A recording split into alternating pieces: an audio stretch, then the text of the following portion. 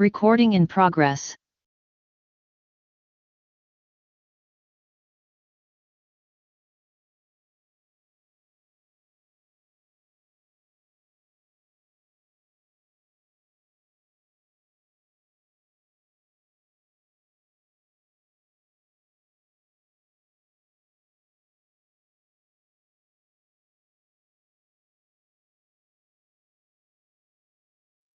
Really good. 5:59, we can go ahead and get started. Call the RMLD Board of Commissioners to order. Call the CAB to order.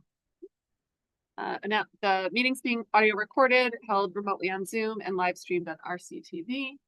RMLD Board of Commissioners recognizes the importance of hearing public comment at the discretion of the chair on items on the official agenda. Once recognized by the chair, all persons addressing the board shall state their name and address prior to speaking. It is the role of the chair to maintain order in all public comment or ensuing discussion. Do we have any public comment? We do have a member of the public, it looks like. Sally Daniel. Like to say something, maybe just raise your hand on Zoom.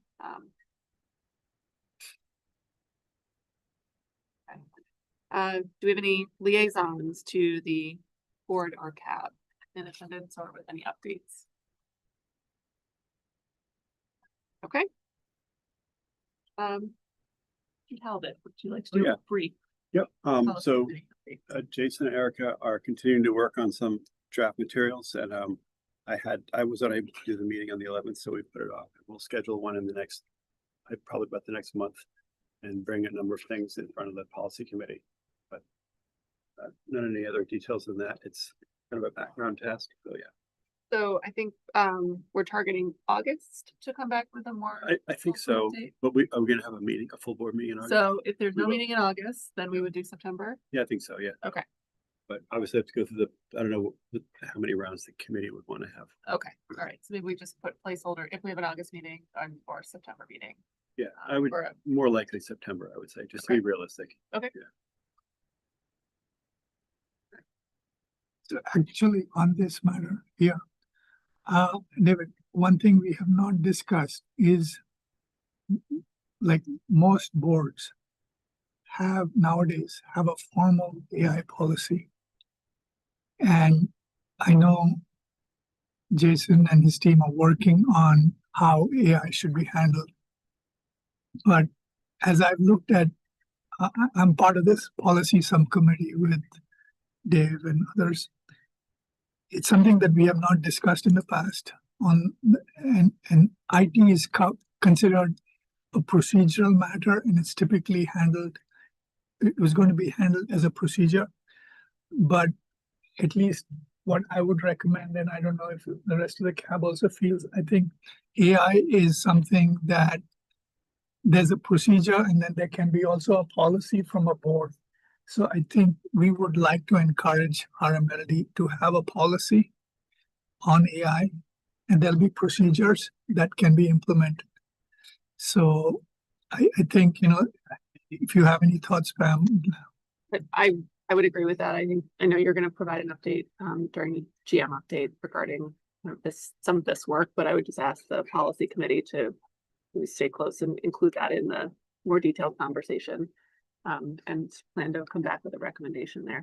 So I think it'll be good for us to have a very visible AI policy and procedures. You can figure out what you want to disclose, but as a policy, we should be very public with our AI policy.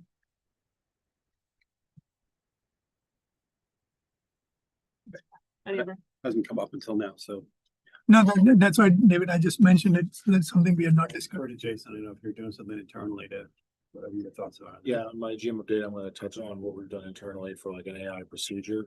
But there are parts of that I think we could peel off to give to the policy committee to have that discussion about what the policy should look like. And we'd have a good starting base for that. Something that we could probably try hopefully quickly with the policy committee.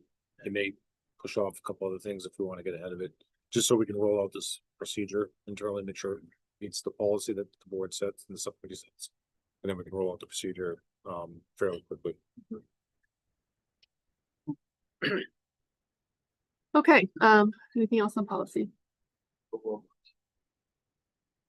Sorry? No robots. Good luck with that. Um, so we're gonna move to an IT update, Mr. Pelletier. Okay.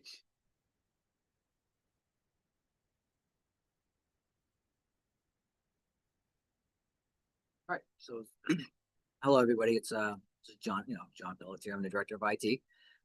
2026 IT update. When I put this together, I pulled out some of the more interesting topics that we of general interest to the ratepayers and the board.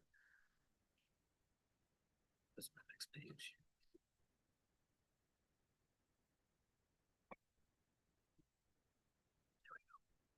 All right, so the first topic is cybersecurity tools and services. This is something that we do very frequently with all of the tools and services that we have. We take a look at the marketplace and see what's out there, right? So in the most recent case of that, it's a significant change from a vendor who gave us, good service, and for 3 or 4 years, at least, well, 4 years since I've been here anyways.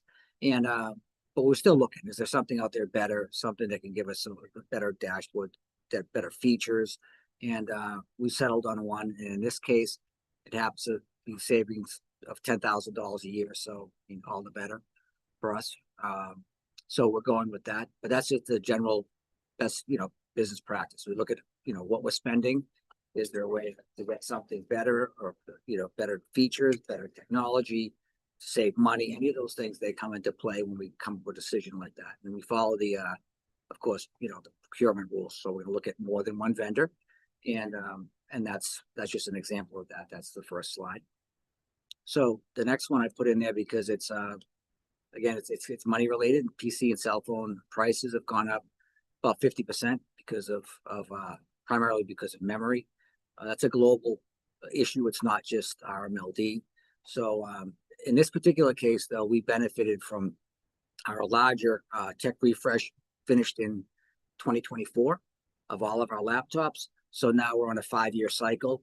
So in this case, this year, I think we bought 8 or 9, and 5 of those were for either new hires or interns. So we don't have to look at a big expenditure at the current prices. So we benefit from that having been done in 2024.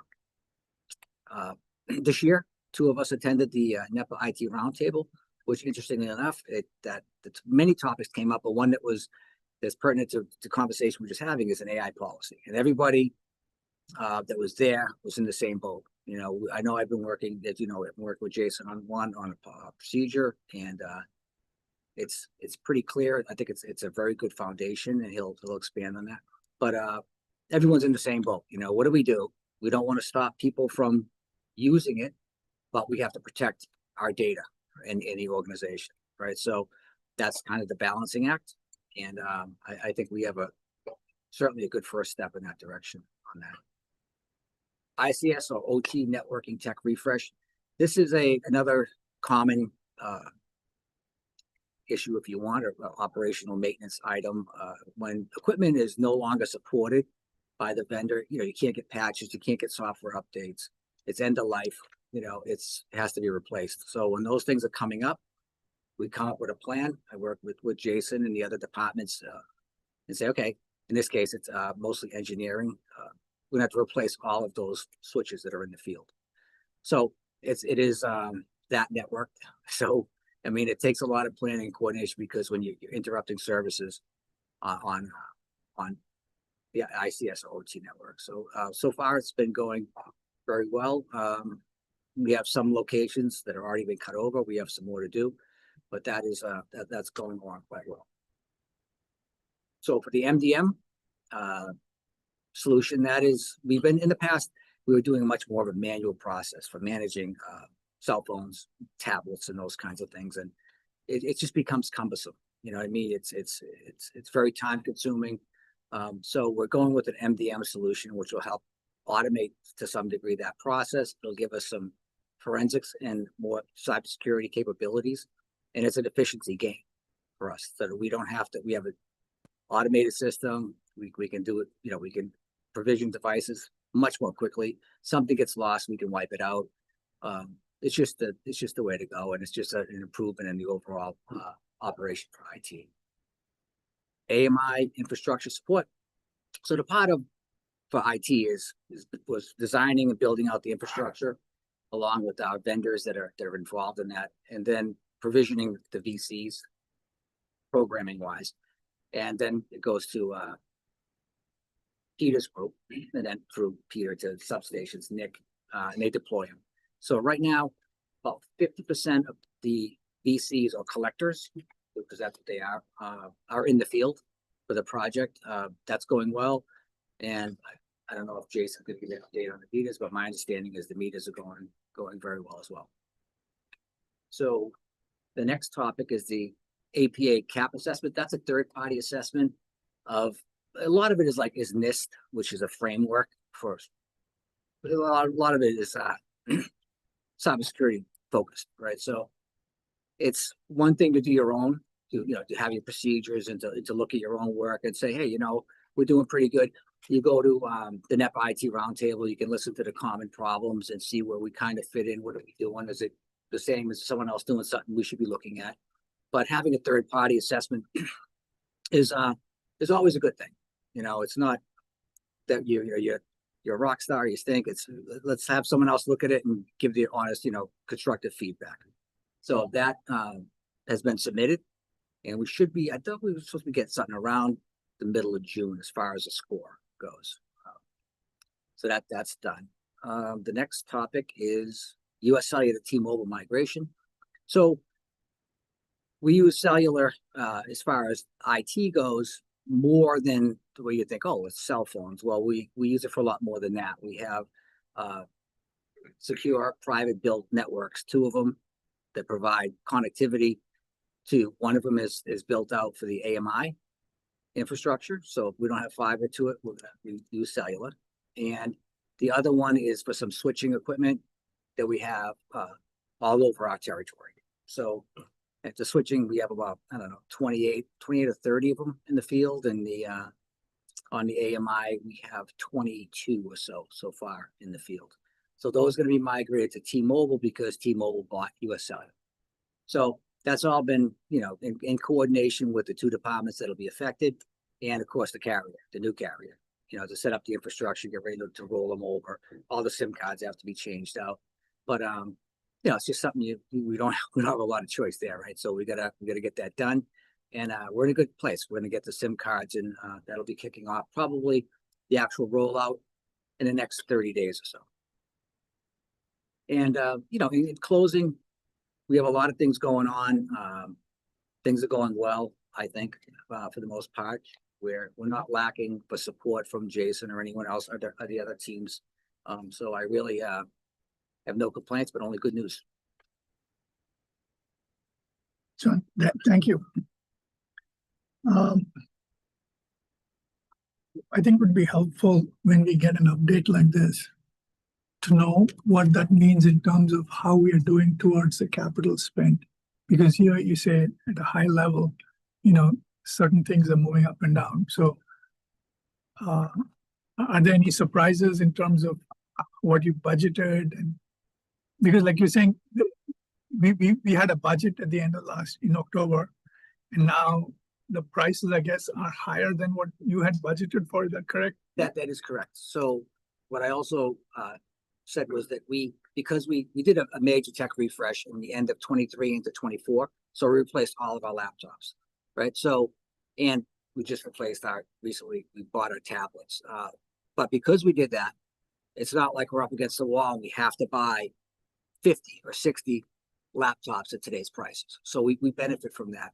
And I will adjust the budget for next year at the current prices, or then maybe a little bit more, hoping, of course, that the prices settle back to a little bit, back to normal. But yeah, we're okay with that budget wise because we got the bulk of it out of the way, and we're not under the gun kind of to order a lot of equipment this year. Okay, so you have the budget to do what you need, but you're not going to do everything that you originally planned, or? No. We have the budget to do what we need. And because we're on a 5-year cycle, those devices that were bought in 23, 24, they won't be due for 5 years. You know, so they're not, and we're not gonna just do them all at once. Okay, And no, but the capital budget we built was for this year. yes, yes. Next month, we'll have a next month's agenda to review both the operating and capital budget of where we are to date versus what was budgeted for actuals. We'll give that update next month. But I think what John's trying to get at is, even though those went up, we only had a few that we were planning on purchasing this year. So Okay, got it. Okay. Right. So it's on a rolling 5-year kind of thing. We don't have to replace them all. Anything that in 23, 24 was not 5 years old was not replaced. So what was replaced was 5 years old. And then the next will just keep rolling through. And then, of course, if you have new hires or interns or a need, right, then we. I have a question on cybersecurity. Mhm. It's something because I was out of the country. It's something that impacted me. I'm just curious. What is our policy on access outside the US? Access of RMLD information outside the US if someone is outside the US? Is that blocked right now? Yeah, well, we block those, right? And as far as an actual policy around, I don't think we've really had a request for that. You mean like taking an RMLD device out of No, the no, no, country and no, whether, or like if even receiving emails, like because I couldn't receive emails and I couldn't respond when I was out of the country. Oh, email, I mean, I when you said access, I Yeah. was thinking you want the VPN in and. No, Here, yeah. but that's not something we do, but email is, I thought we looked at the country block. We have a country block for several countries, and you were India, right? Yeah. And so that's one of them that was blocked. So I could talk to Jason and certainly we can look at Okay, it. yeah, no, it's just that I just want to know what the policy is, yeah. Yeah, we don't, right now, we don't allow it. So I don't know if there's necessarily a policy or a part of a policy that references that. But if not, you know, maybe. But there's a practice that's blocking, Yes, yes. yes. Okay, got it, all right, thank you. But just more of a comment, I know you're not responsible for AMI, you know, with your group, but you do the fan project with the AMI, with next group. Correct. If, okay, so we could get like a slide, it has like a multi-chart, right? How you doing, right? How many got in, the total percentage, you know, it's just some fun numbers, right? Tell us where you are, where you're at, you know, how many installs by type, res, commercial, number of you purchased, right? I'm ahead of the game buying them. I got this many installed. You know, we're looking at this. This is our run rate, you know, multi-chart, you know, number of fan units deployed, right? I got this many in stock. I got this many programmed. I got this many going out this month. Mhm. You know, percentage of the total. This is where I'm at. You know, just some numbers in there. You know, you don't have to go crazy on, but it would be good to know because you guys are marching full speed ahead on that project, and we could see the progress month over month. I think it would be great to see. so that to have a monthly tracker? Yeah, And that- a tracker. And Maybe that could be part of the GM update each month. just you know, if you guys are okay with monthly, it could be bi-monthly, it could be monthly. It's I mean, we're moving quickly, so Yeah, monthly yeah, seems yeah. reasonable to me. just it just triggered because I know you guys have to build a fan, you Right. gotta program it, you gotta put it out there, you gotta test it. So that's the back. You can't go any faster than you can go. Right. Did you have other questions? Thank you. But the topics that we have here, I'm trying to connect these to the goals that you might have for the function for the year. So like, which of these would you consider part of like your top goals?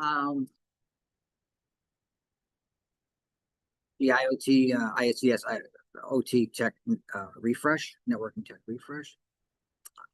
The MDM, I believe, is on there for a goal. The AMI infrastructure is a goal. And I think I have the APA cap assessment and US Cellular, so maybe 60%. So are these green versus your objectives for the end of the year? Are there any that are at risk to achieving? what you I want? don't see any that are at risk. When I gave my goals to Jason, I added to like a section where I just between us that I said, you know, some things if my department has 100% control over, right, then I can manage the risk. If I have to work with vendors or you know, supply chain, those kinds of things, there's always that risk. So I just make a note of it, which is not to say, well, if I don't make it, then I'm going to point to the note. It's just so that we have a common understanding. Mhm. Okay. you talked about the changing of the cybersecurity tools and the cost reduction, which is great. How did you assess though the quality of the tool? Like, is it the types of things that it catches, the reports, like the we response did rate?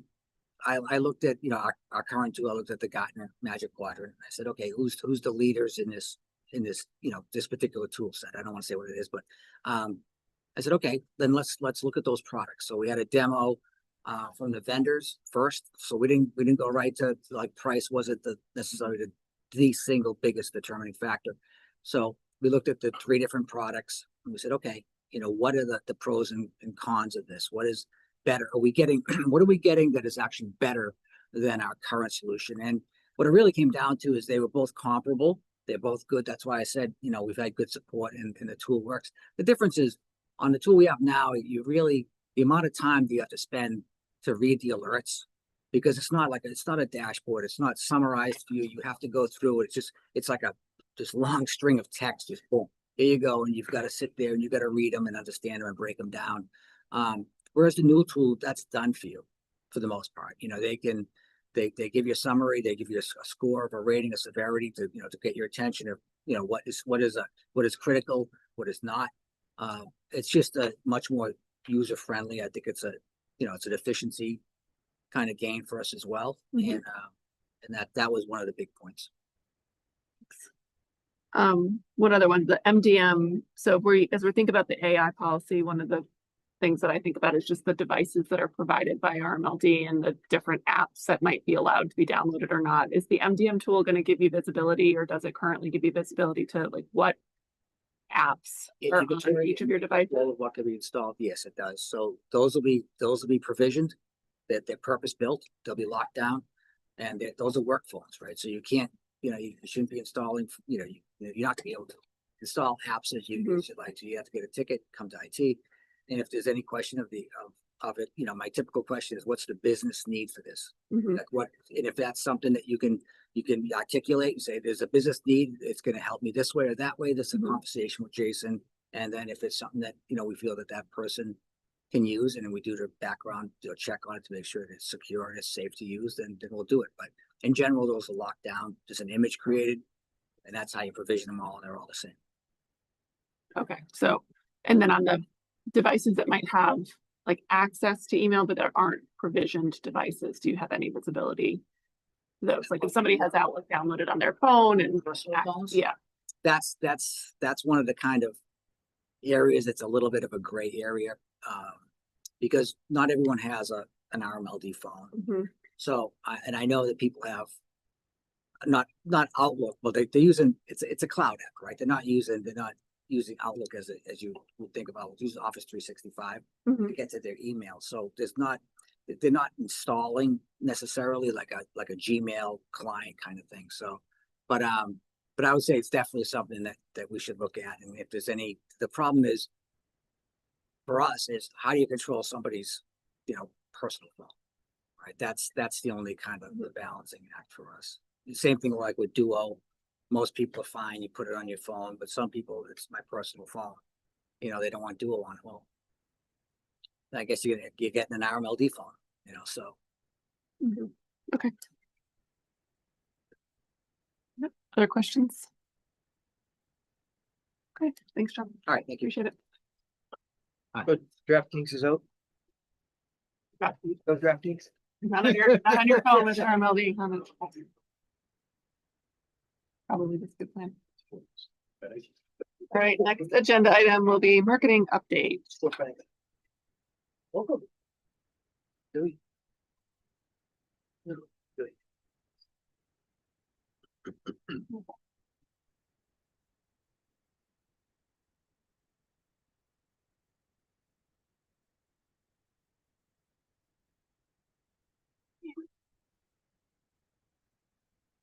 Yep, that works. Hi, everyone. Melissa Jolly, Marketing Manager. I believe I've met everybody, but if not, hello. Nice to see you all. I'll give a quick overview and talk over some highlight points, and then give you guys a chance to ask some questions. Overall, it's been a really nice and busy winter into spring. A lot of finishing up of the logo rollout and the new brand updates. adding some AMI education and updates and engagement with the community, promoting the key updates such as rebates and other pieces that happened over the winter. We've also really dove into a lot of the community events, coming different ways to connect, both attending pre-existing events, ones that we've done in the past, and introducing some new ones, trying to expand a little bit further into Linfield and Wilmington because we hadn't done as many of those in the past. As well as coming up with some programs, workshops for CNI customers as well as residential customers that we can use then for models in future. So we can start to have the content ready and be able to plug and play those, so not as much lift. So it was a big part of the last couple months. It seems like on the outside, sometimes the winter seems slow, but it's really not. There's a lot of planning that goes into things like the art contest ceremony, which Pam and Bob attended. Thank you very much. It was lovely. As well as the bike swap and some other big events that take a lot of manpower to get moving. So I'll kind of tick through some of these. The highlighted ones channel up into some of Jason's goals that we've talked about to make sure that we're touching on some of the pieces that he's responsible for. And I know there's a lot of talk around goals too. Mine trickle up into Megan's. So I know you guys are with her on that, but most of what I do will support all of those trickle down. Stuff that has been, we feel like is really strong and completed. Updates on the website, the rates pages in particular, we re-envisioned those, we moved them, we made them much more customer facing. We're working on additional media for that right now. Looking at kind of, I don't want to say interactive because I don't want to overpromise, but at least an animated or video type explainer of the bills and the charges and how they are, just for people that are more sit and watch learners versus read learners. Yes, jump in there. I think the town did an excellent job of putting together a video for the town budget this year. I don't know if you saw that, but that might be a great thing. I don't know if it's on the town website, but kind of breaking down for every dollar, like where did it go and what is it covering? That might be a nice Absolutely. template for communication. Thank you. We also looked at updating, as I mentioned earlier, the rebates, the commercial rebates, as well as the solar rebates, and looking at promotions for those. We added 2 customer success stories, one commercial and one residential, with the Wilmington business owner as well as a Reading resident, and have done some cross promotion of that. We've expanded the brand rollout to vehicles. You see the trucks around with the new logo out. We've done some additional AMI education, updating the webpage. We update it every time they expand into new areas. We have an opt-in list for folks that want specific updates that we send a follow-up email to with the areas that we're installing. We have prepped everybody that attends events to talk about AMI, as well as prepped customer service to respond to folks that call in and have questions. And we've done a handy PDF and a handout that we can bring to events as well. So trying to make sure that we're as clear as possible. We've also did a social series, took some photos of, luckily Mallory on my team, her meter was installed. So we targeted the guys there, took some photos and a little campaign together and got a lot of nice social traction with that. The CNI workshop that I mentioned happened in early January. We partnered with the IRD team. We had a small group of businesses, but very engaged and working on trying to enroll them in some of the commercial PDR programs and other incentive programs. And then we had a great residential workshop at the Linfield Library just last month where we had it was a pre-register and it ended up with a wait list. We ended up with a full room, lots of really engaged. We went, I think, almost an hour over, people asking questions. So it was really nice. Event, and we'll use that format to host an event in Reading in the fall at their library, and we're in outreach to the Wilmington Library and North Reading as well. We put those kinds of things on our board calendar, maybe just to get visibility to it, just even if it's just like a little reminder instead of meeting invite. The residential workshop, we don't want to get too sidetracked with it, but what were some of the main questions that people were? Sure. The original discussion with the library was to do a workshop around solar, and we kind of doubled it up with solar and then resources in general. So there were a lot of people that came in with installation around solar questions and how we can be involved, what incentives we have, recommendations we might. have for them. And then a lot of people, that led to questions around time of use, as well as peak demand. So it was a really robust conversation with some very educated folks. And then for a good measure, we had a bunch of heat pump questions that jumped in after. Well, if I don't do solar, should I do a heat pump? And so it was a really nice engaged. So sounds like more of those would be a good thing. It was definitely demand. 100%, yeah. I think summer is a tough time because you don't tend to get as much. I think we hit it perfectly in May, right before people were starting to get into end of year stuff for schools and kids, et cetera. And we definitely have one on the books for Reading for October 5th, I believe. And then we'll look to see if we can get into Wilmington maybe in September if we can get it in earlier, but use that same model. Currently, right now, we're working on some additional website updates, looking at other pages such as the Shred the Peak pages are in need of an update and a refresh. Looking at the analytics now that we at least have a couple months of live site and live tracking to look at. We're continuing with the brand rollout with signage. So looking at our payment boxes that are both on our campus here as well as out in some of the other towns. Looking at things like the board sign out front, et cetera, trying to pick off those little pieces that are left. The large building signage will be something that'll be a later date. I'm working with facilities about that. But I think that's pretty much towards the end of our list of brand rollout pieces. So we're in good shape. Event planning, we have our EV show coming up in August. It's August 23rd, so everybody could save the date. We're already reaching out to dealerships. We have already got approval from the town of Wilmington. We are hoping to offer test drives. We're waiting on the town to sign off on that. And if that's the case, that'll be a new offering. Looking at some additional webinars, as I mentioned, we want to work on once we refresh the Shred the Peak pages on the website. We want to look at some education, maybe an on-demand webinar around peak demand, et cetera. So that's on our list. We are in contact with the North Reading and Reading Chamber to do a small business. It's still in development, so I don't want to promise too much, but to do a small business offering in the fall. We're deciding kind of what the scope of that will be and how many other organizations will be involved besides us, but whether it's a resource fair or a one-to-one workshop, but they've been a great partner so far. And continuing to try to grow social and share our platforms. Share our promotion for our energy efficiency programs across events and other pieces.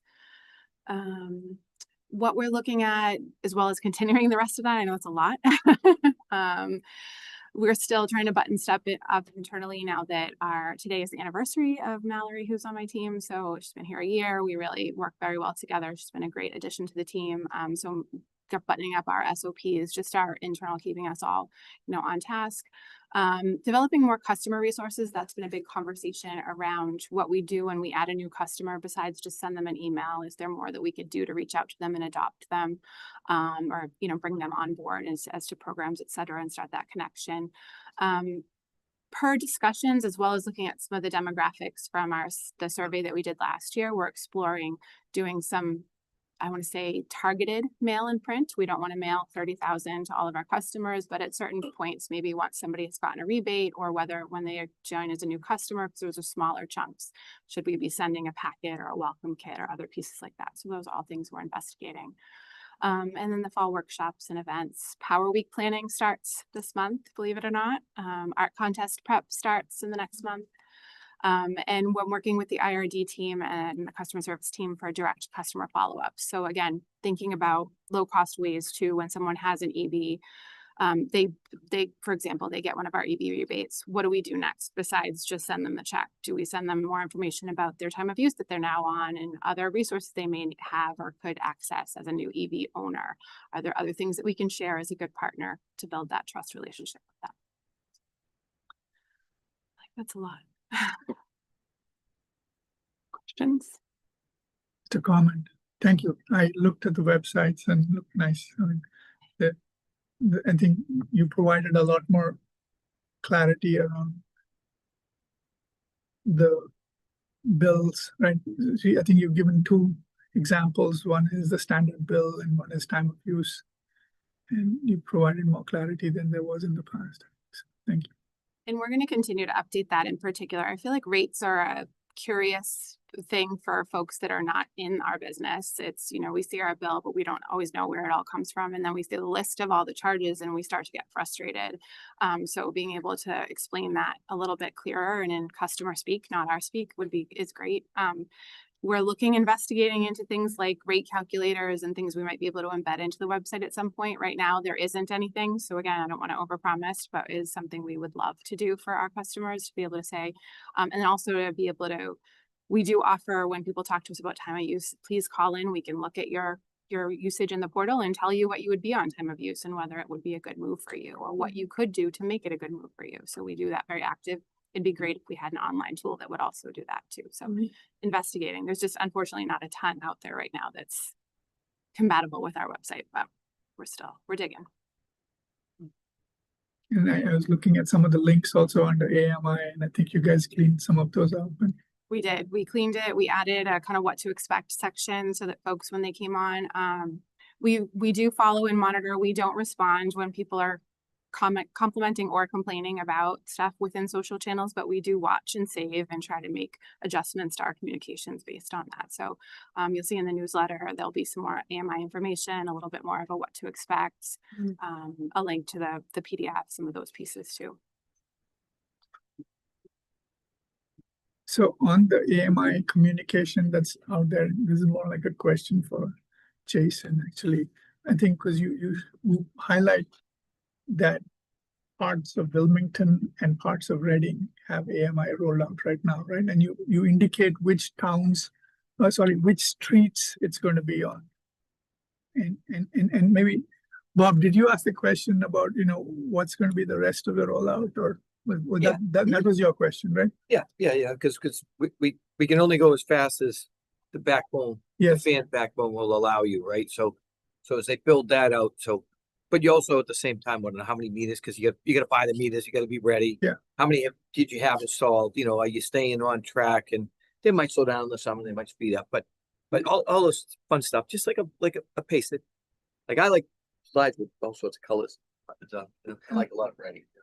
so just some indication as to when will North Reading get stuff, when will Linfield get. Yeah.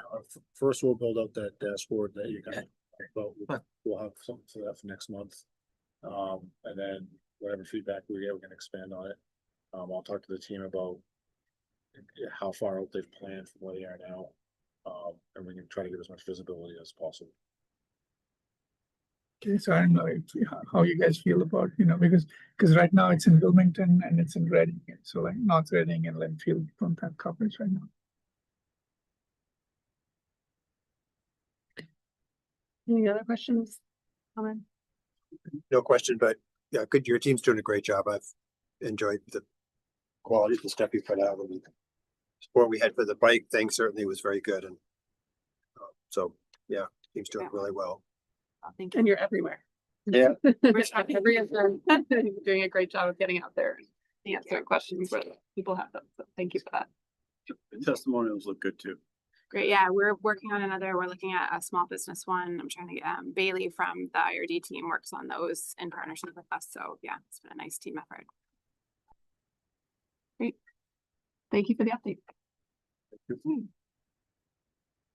Okay, we're going to move along to approval of meeting minutes. Yeah. Can. Yeah. Go first. Do we need a motion? Move that the RMLD Board of Commissioners approve the following 2026 open session minutes as presented on the recommendation of the General Manager and the Board Secretary. Second. Sorry. No, that's the correct. Yes, yeah. Yeah, that's correct. Okay, all in favor? Thank you. Bob, would you be willing to read this? Move that the RMLD Board of Commissioners approve the following 2026 open session meeting minutes as presented on the recommendation of the General Manager and Board Secretary, May 19th. Second. Any discussion? All those in favor? Motion carries 5-0. Okay. So we are now going to move into executive session. So if you could please. Yeah. Can you read it?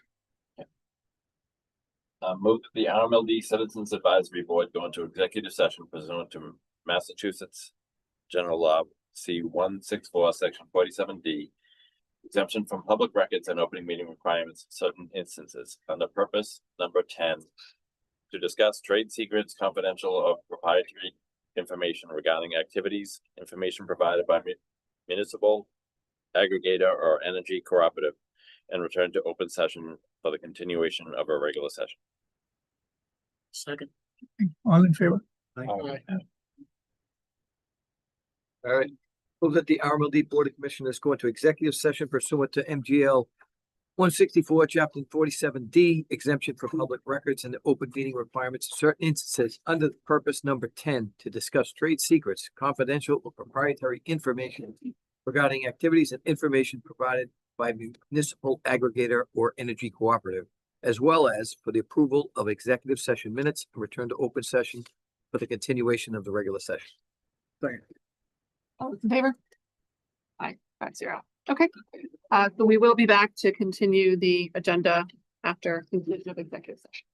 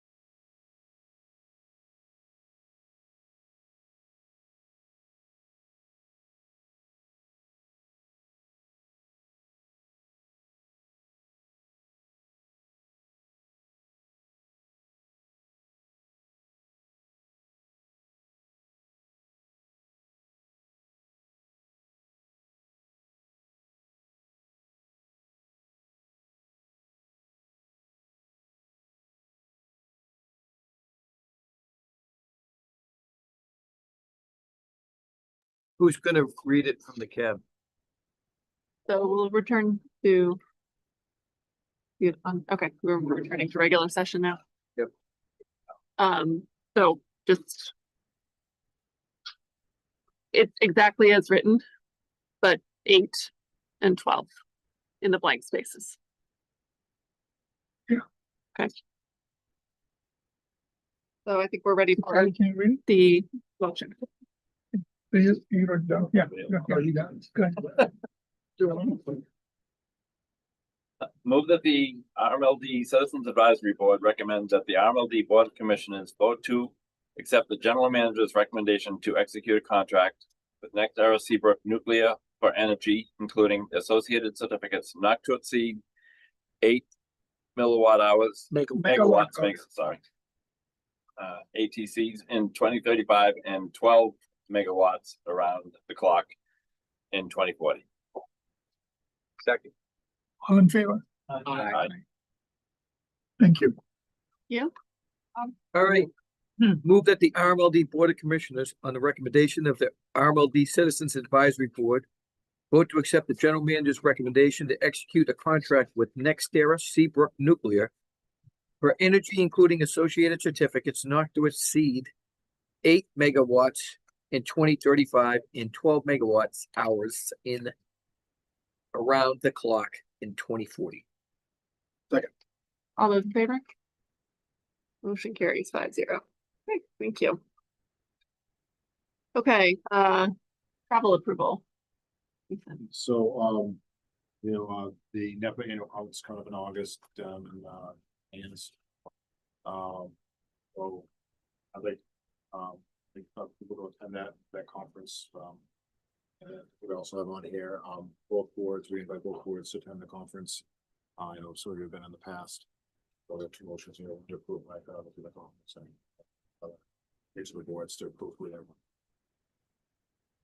Estimated cost for this is already in the budget. Yes. Any questions? Okay, Any of you guys planning to attend? I'm planning to attend. Yeah, watch the final. I wasn't.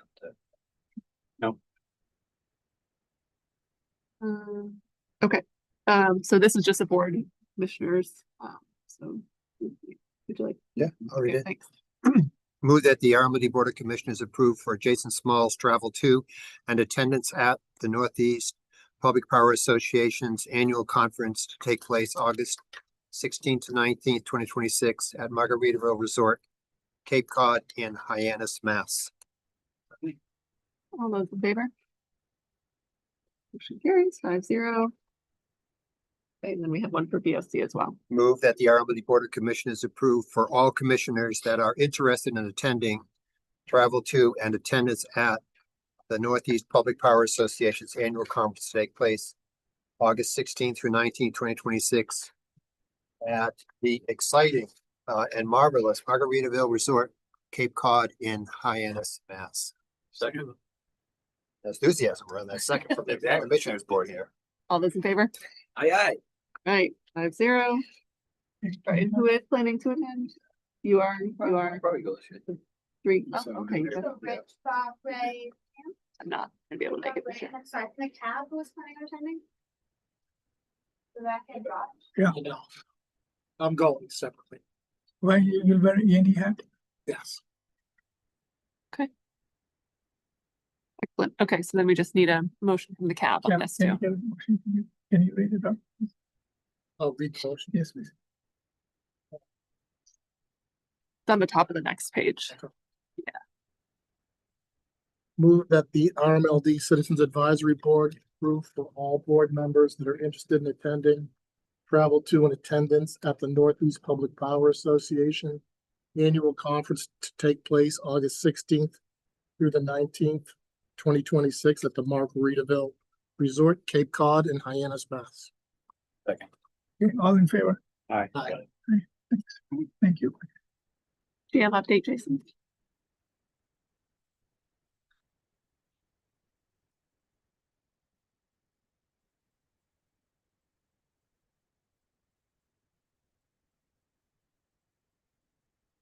So for the update, I just want to start off with the personnel update. I've offered Patty Cameron the permanent, she was the acting director of finance and accounting. I offered her the position, permanent for the director of finance and accounting, she accepted this week. So it'll take effect next week. I just, she's done a great job in the 6 months that I've been here. Really great job during her interview, and we're happy to keep her on in that role. Just want to put that out there. Next up, we have applied for a safety training grant that we're gonna, as part of the grant, we're gonna try to attend 2 different driver training tech courses for all those that drive RMLD vehicles. So one, NEPA just created a defensive driving course, the 4-hour course for the Columbia site. And one of the benefits of that is they're certified with our insurance company, and we get a discount on insurance if we have all our people attend that. So that's a training grant. And then there's another training and control crash prevention training. It's actually in Weymouth. They kind of go to an old Air Force base, and they teach you defensive driving techniques and a car at various speeds. To give you the sense of what it's like. I've done that training myself, and it was one of the best trainings I think I've been in. So get the grant, we'll use that money to help fund sending our employees to both of these, because I think they're gonna be slightly different in what they kind of cover, and just to help increase the safety of overall our workforce. For our new Station 6 in Wilmington, most of the steel structures are up, the 115 kV switches are installed. Obviously the transformer's there, the switch gear is there. They've done some wiring between the switches and the control house. We're going to be attending, we're going to have sent an employee down to do some factory acceptance testing of the 115 kV breakers this week and next week, depending on when they're ready. So hopefully we'll be getting those soon. Both petitions for both the poles are on the street, as well as the duct bank passed, and so that the duct bank bids being worked on and should go soon. So we're well on our way to getting that going, and I think National Grid's going to start doing some transmission line work in the near future. So I think we're in good shape there. As far as we talked a lot about the AMI meter replacement project, we are now at about 6,800 meters replaced out of just under 30,000. So good progress. We'll follow up next month with the dashboard that gives you a little more information, but it's been a lot of meters replaced in a short amount of time, so it's moving on well. The cost of service study, we have received some questions back from our consultant to clarify a couple things. We're working to get those answers back, so they're definitely working on it, and we're on progress to to be in that 12-week time range, which would put us in the end of July, early August. Earlier we did talk about the AI procedure, so we did have one drafted that talks about what AI use is allowed at RMLD, what certain things you can use it for and what you can't use it for, certain things that might be blocked, etc. We based on the feedback earlier, we will take that and take the portions of it that are more policy related to procedure related, and we'll get that over to the policy subcommittee for review in the very future to get that policy going before we fund this.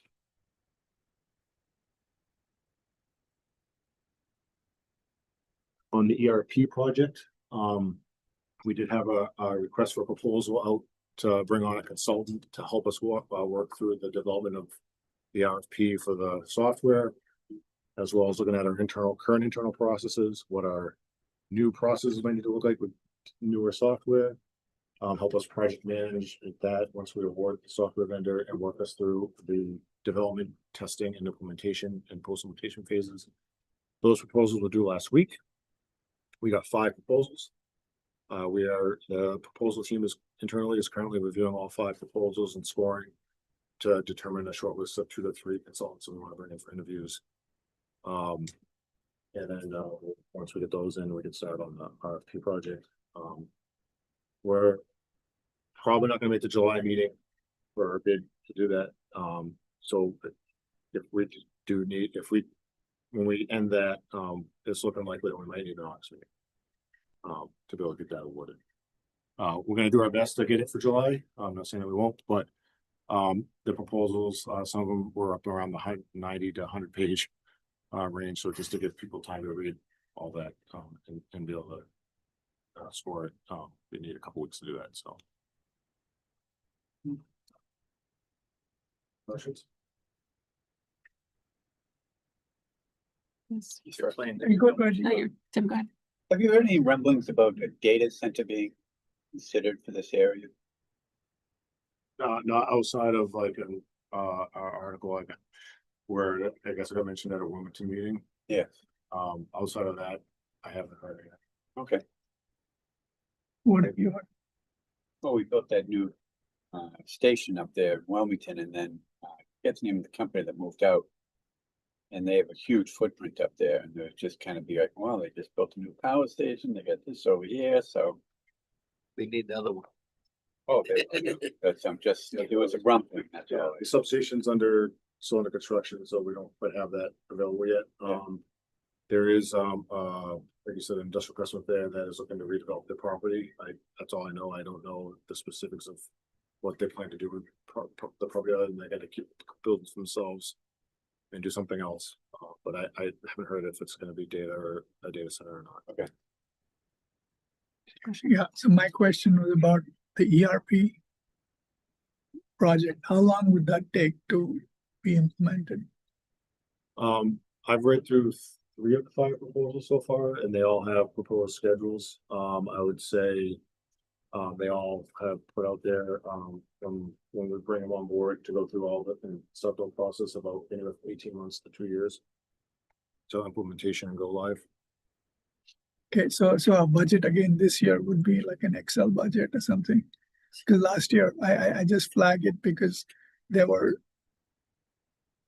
errors in the information that was shared with us. So I just think just more eyes on it.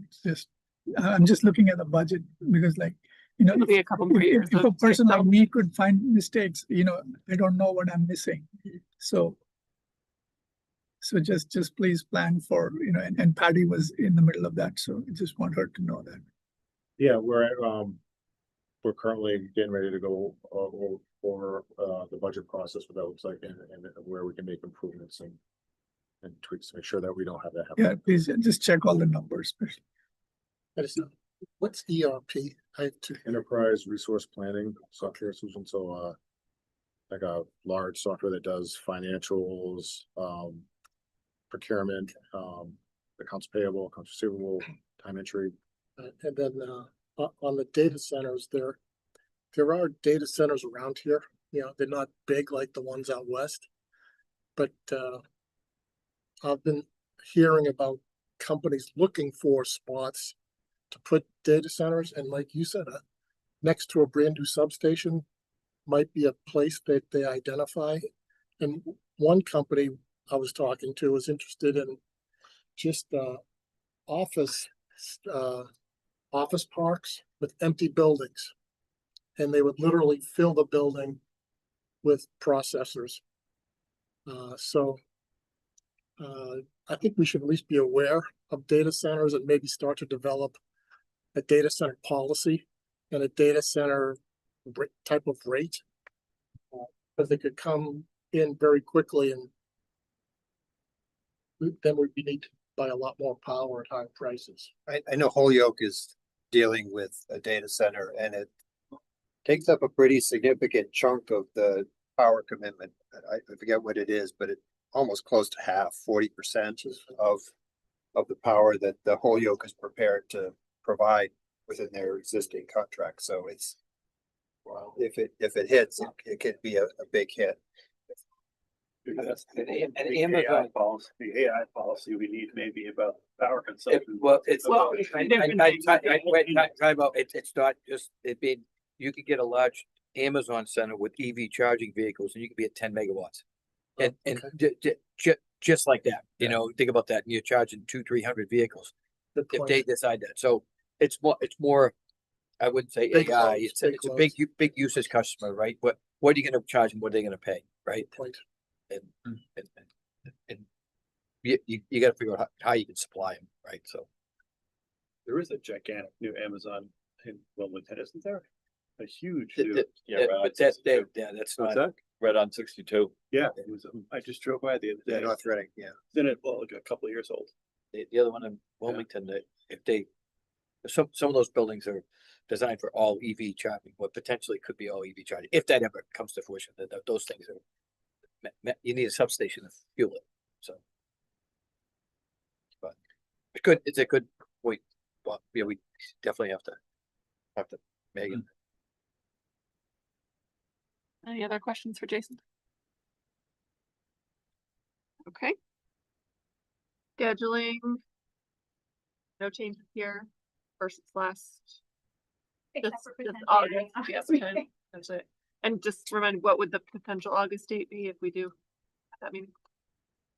No, next, have a 16th and 19th for that week. I would think the 12th. Yeah, I'd say either the Tuesday, the 11th, or the 25th.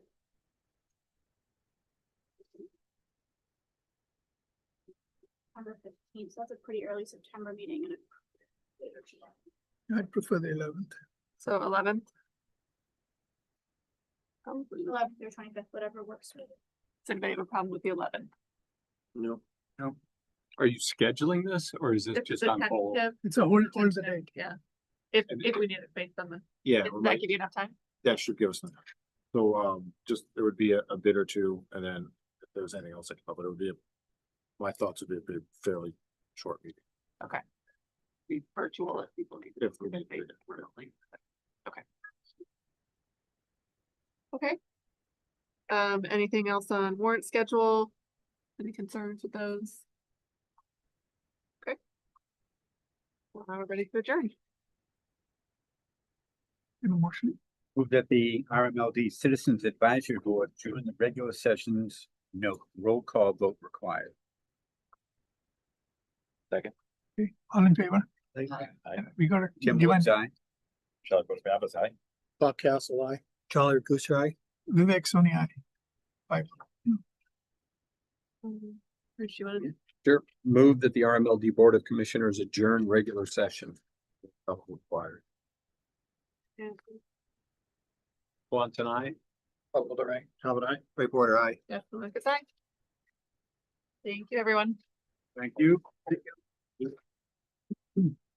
Recording stopped.